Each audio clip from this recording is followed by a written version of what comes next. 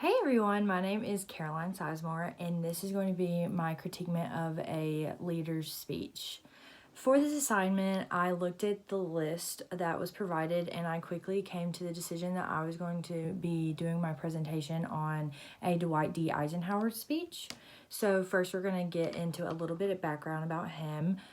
Dwight D. Eisenhower was the 34th president of the United States, which his presidency ran from 1953 to 1961.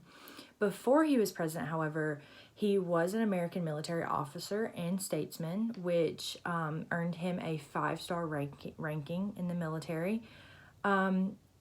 Under his presidency, he did sign the Civil Rights Act of 1957, as well as he started the program for the interstate highway system, which is something that still goes on today, and we drive on it almost every single day.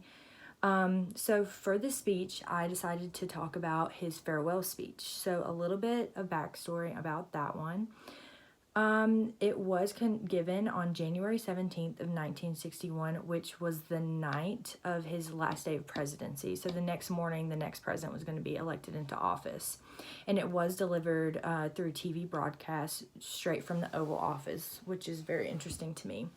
So the purpose of this speech is exactly like what the title says. It is his farewell speech. It's him saying goodbye to America as their president and bidding the new president good luck in his presidency.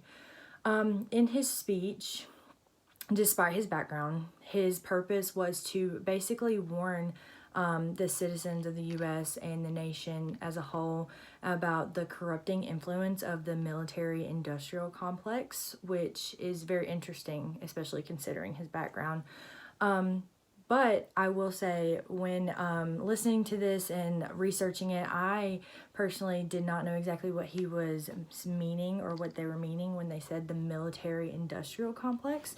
So I did a quick Google search and I found a definition for it, and it is defined as the relationship between a country's military and the defense industry that supplies it, seen together as a vested interest that influences public policy. Now, reading that and then going on to listen to the rest of his speech is just very eye-opening to what he's having to say further into my discussion. But before we get into that, I just want to mention how greatly he organized everything that he had to say in his speech as he was talking to his audience.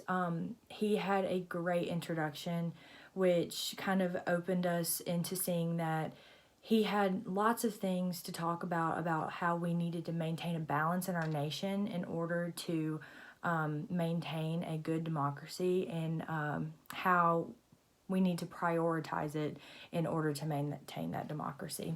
And you can look into the American Rhetoric in paragraph number 9 specifically to read that entire kind of synopsis about what he thinks needs to be prioritized in the U.S. in order to maintain that democracy. This kind of goes hand in hand with the organization part, but his delivery, I believe, was greatly delivered.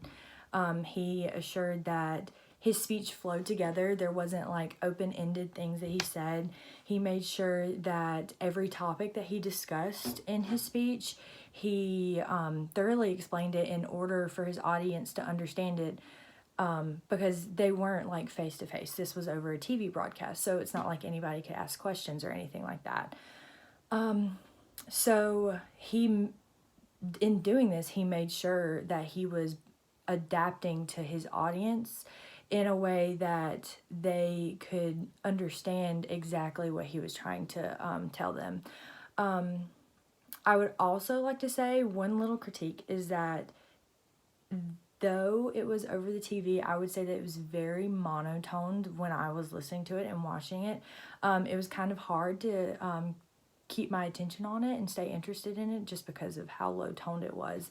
And you can go to bookings.gov to read a little bit more about that. In his speech, he talked about a lot of things in order to back up exactly what he was saying about the military complex, industrial complex. In his speech, he said that the United States faced a hostile ideology, global in scope, aesthetic in character, and ruthless in purpose. And that quote in itself kind of like sends a little quick shiver down your back. But he then continued to say that he also feared that the armed industry, military officers, and members of Congress with military installations and defense plants in their districts would lead the country to build necessary weapons.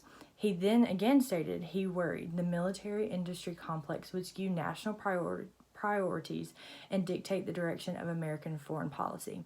So basically, what he was trying to tell everyone is that if we focus so heavily on our military, then what's to say the military isn't going to overtake all aspects of our country. He then, another form of evidence, not specifically on the military, this one's more towards like environmentalist. He said that Americans must avoid the impulse to live only for today, plundering for our own ease, and conserve the precious resources for tomorrow. And arsdocuments.gov is a great place. They help depict a bunch of this in his speech and help me understand it a lot better.